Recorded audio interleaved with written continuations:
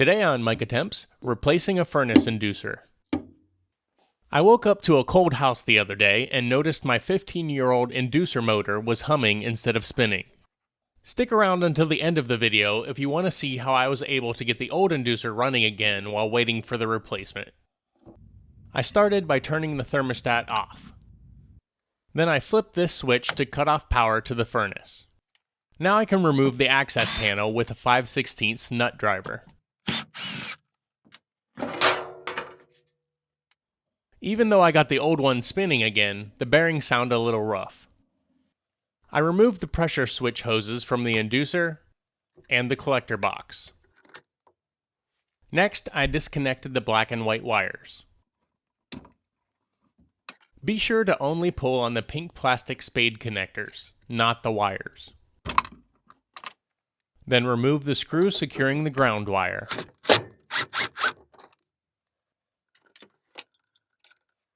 Loosen the hose clamp at the top of the elbow.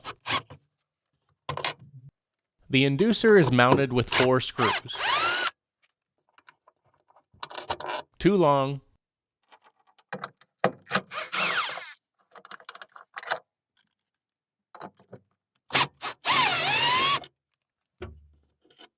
and 2 short. Here's a better view of the bottom screw. While we're down here, this is where the second pressure switch hose was connected.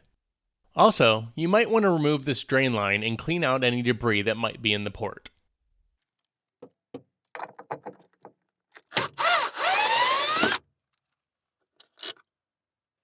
Hold the elbow in place while twisting the inducer free.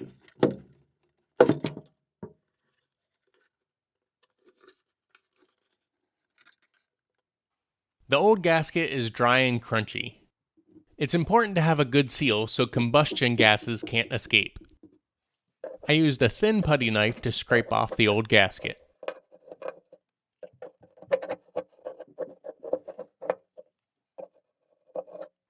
The adhesive backing was more stubborn, so I used a few squirts of Goo Gone.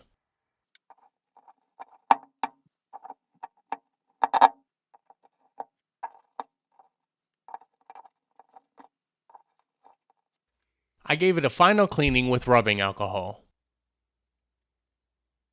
I think it's pretty common to use high-temp RTV to seal a replacement inducer, but I decided to order a gasket kit. I popped out the foam ring, peeled off the back, and stuck it in place. If your collector box is leaking, the kit contains a new gasket for that as well. Install the new inducer in reverse order.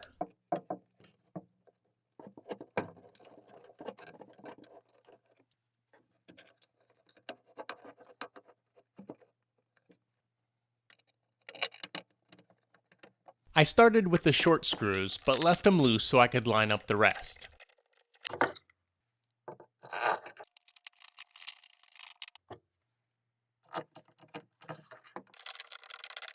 Then I alternated tightening the screws to evenly seat the inducer onto the foam gasket. I tightened the hose clamp, screwed in the ground, reconnected the wires, and reattached the pressure switch hoses. Nice and smooth. I set the thermostat back to heat and restored power to the furnace.